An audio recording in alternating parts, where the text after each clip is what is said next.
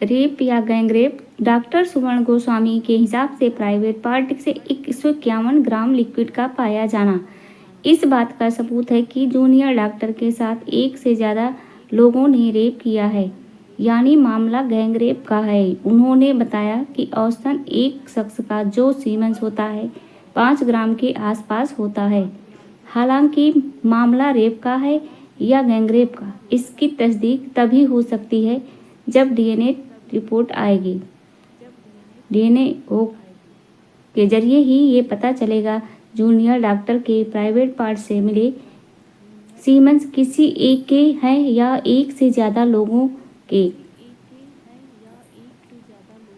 सबूतों को मिटाने की साजिश।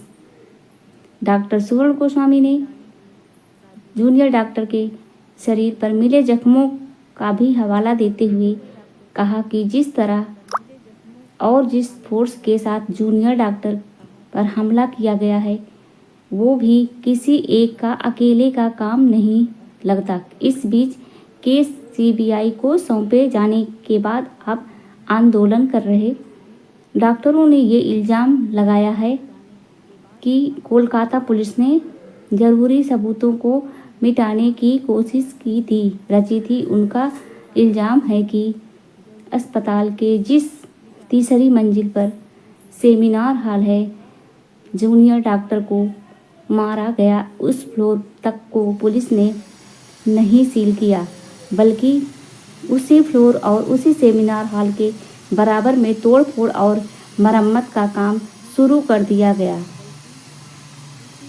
पुलिस ने अब तक सील नहीं किया है।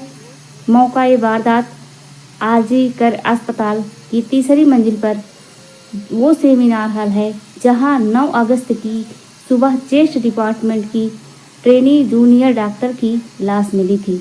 मीडिया के कैमरे में कैद इन तस्वीरों से साफ है कि कोलकाता पुलिस ने इस सेमिनार हॉल तक को सील नहीं किया, जबकि ऐसे केस में ये बेहद ज़रूरी होता है।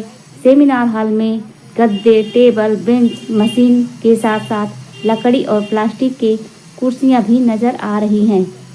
उधर कोलकाता हाई कोर्ट के आदेश के बाद सीबीआई ने केस को अपने हाथ लेकर तफ्तीश शुरू कर दी।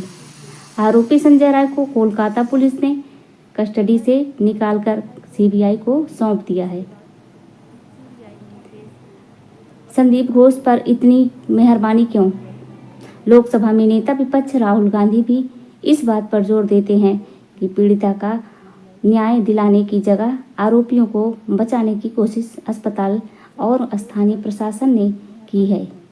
और अब सवालों के घेरे में मेडिकल कॉलेज के तत्कालीन प्रिंसिपल संदीप घोष हैं, जिन्हें उनके पद से पहले हटाया नहीं गया।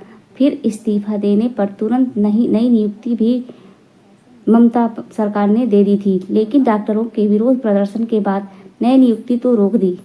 तब ये सवाल उठा कि संदीप घोष पर इतनी मेहरबानी क्यों?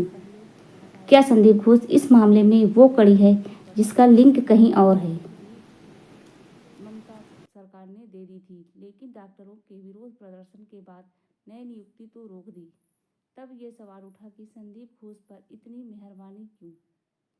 क्या संदीप घोष इस मामले में वो कड़ी है जिसका लिंक कहीं और है?